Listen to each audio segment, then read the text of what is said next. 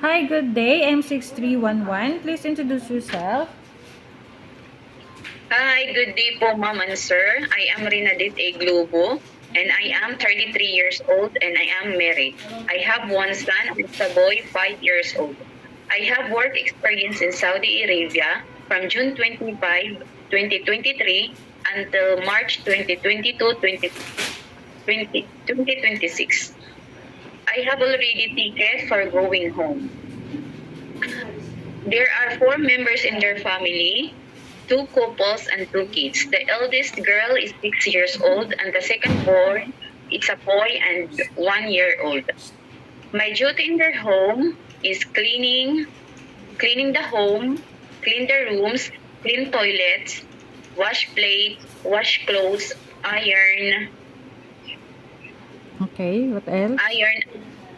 the baby. I am focusing taking care of the baby because my employer they have work. My employer is the girl is a nurse and the boy is a police. Okay. I saw that you don't have experience in taking care of a newborn baby. Are you willing to take care of a newborn baby? Yes po ma'am, I am Okay. willing. Can you tell me how do you prepare the milk of the newborn baby?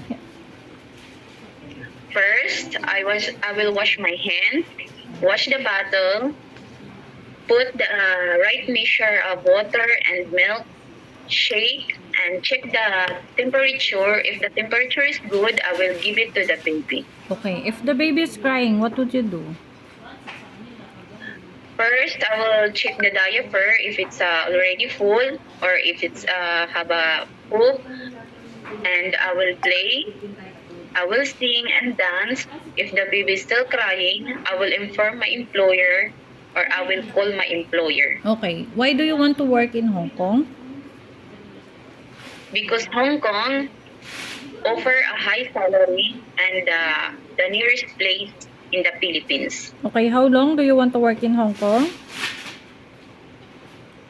2 years or more, or it depends to my employer if they still need my service. Okay. So, do you know how to cook Chinese food? No, but I am willing to learn by watching YouTube, or my employer is willing to teach me, and I am willing to learn. Okay. So, is it okay to you to share room with kids or other family members? Is it okay It's to you okay to for take me. care of elderly? Yes, it's okay for me. Is it okay to you to cut your hair short? Yes po, ma'am. If one of the member of your employer don't know how to speak English, is it okay to you to learn Cantonese? Yes po, ma'am. Okay. Can you promise not to use phone during working hours?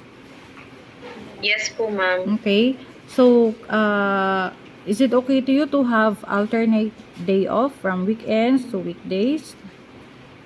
Yes po, ma'am. Okay. Are you prepared to eat the food that your employer provides? Yes po, ma'am. Okay. So, can you tell me what is your message to your future employer? Hi po, ma'am and sir. If you will choose me, I will promise I will serve to your family as my own family. Okay. Thank you so much, Miss Renadette. Thank you. Thank you po, ma'am. Welcome.